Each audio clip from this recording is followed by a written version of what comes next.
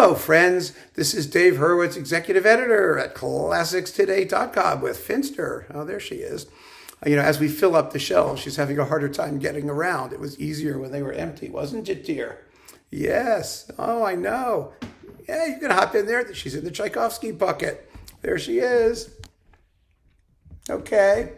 You see, we're getting to the end of Tchaikovsky. This stuff. This is it.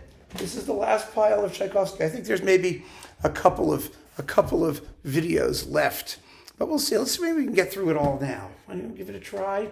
Oh no, it's too much. It's just too much. Let's just take a handful and give ourselves a break, because oh my word, it never does end, does it? Thank you, honey. Okay, so we are going through Tchaikovsky. Here's another pile, second to last. This is number 12. I guess we're going to have lucky 13 in our Tchaikovsky series. Won't that be exciting? So here's number 12. Oh my God. You ready? Okay. We're really getting there. See, they're filling up down here. I don't know how that looks, but yes, they are filling up. So that's a good thing. Okay. Tchaikovsky and Sibelius Violin Charity with Andrei Previn and Kyung-Hwa Chung. Beautiful performances. Absolutely lovely. She's a wonderful violinist. She plays beautifully. Previn conducts beautifully. The London Symphony is beautiful. It's beautiful. Lots of beautifulness. Beautifulosity. Beautifulicious. Beautiful. Did I say it was beautiful? It's beautiful. It's on Decca. Piano Concerto number 2 in the Concert Fantasy. I knew this was in here. In a previous video, we had Piano Concertos 1 and 3 and other goodies with Bernd Glemser and Antony Witt with the Polish National Radio Symphony Orchestra. A very good, very underrated Tchaikovsky concerto cycle. Glemser is a probing and sensitive soloist. Witt is a wonderful accompanist. They take their time in these works. They don't push.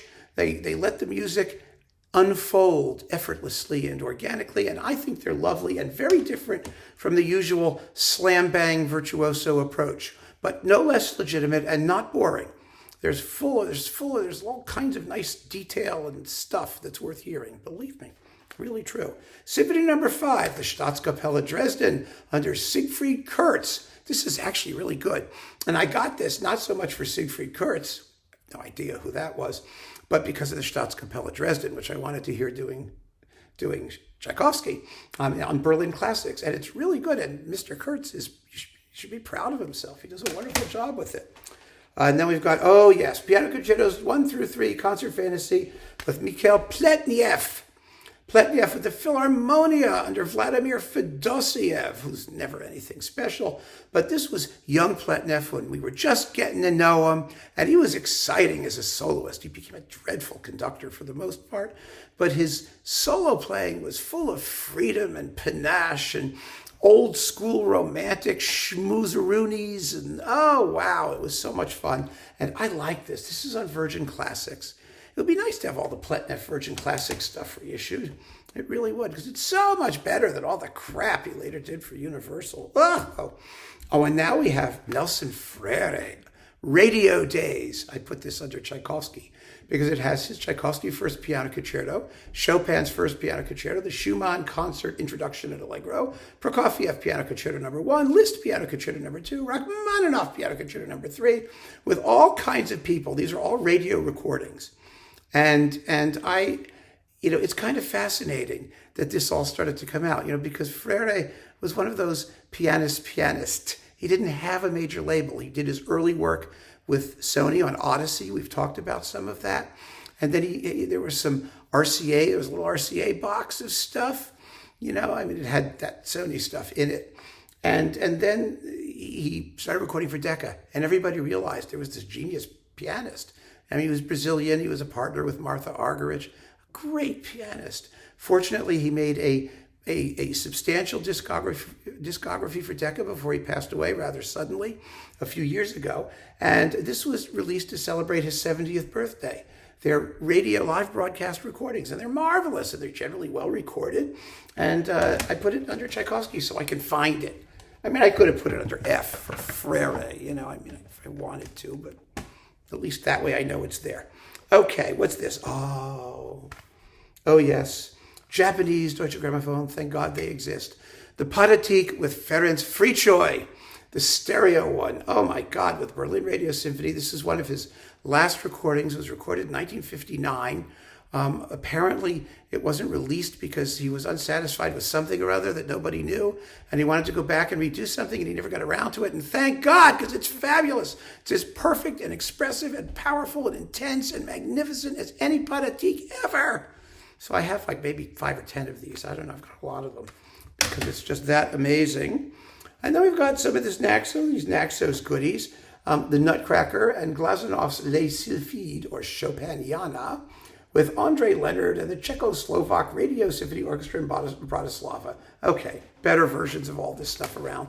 But at the time, they were inexpensive, and they're pretty good. They're decent, and they get the job done.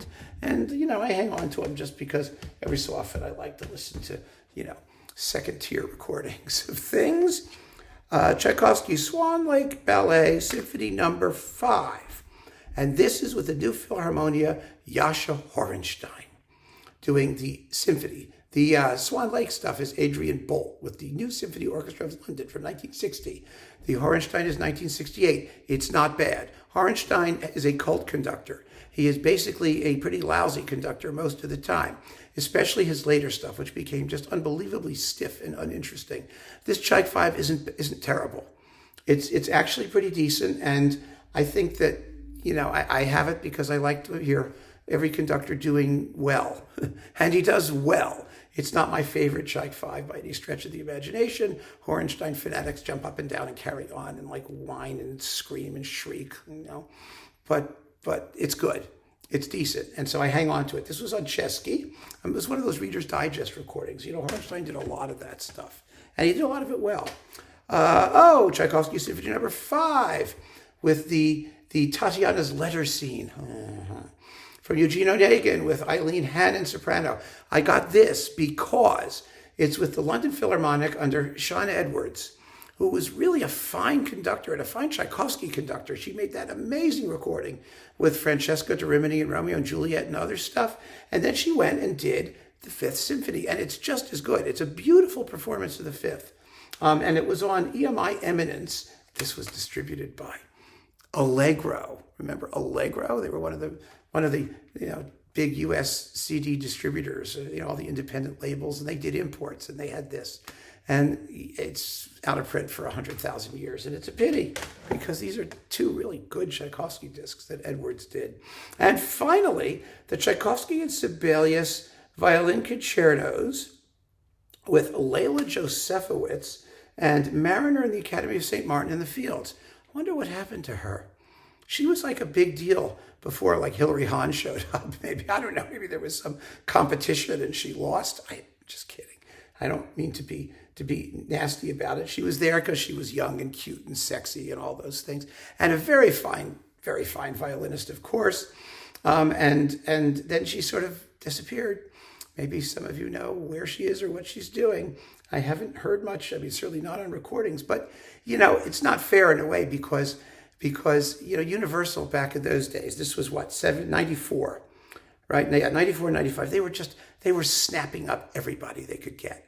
And the younger, the better. You know, if you were a young flash in the pan soloist, you know, they would sign you up, make a few records of the same old stuff everyone else in the world was doing.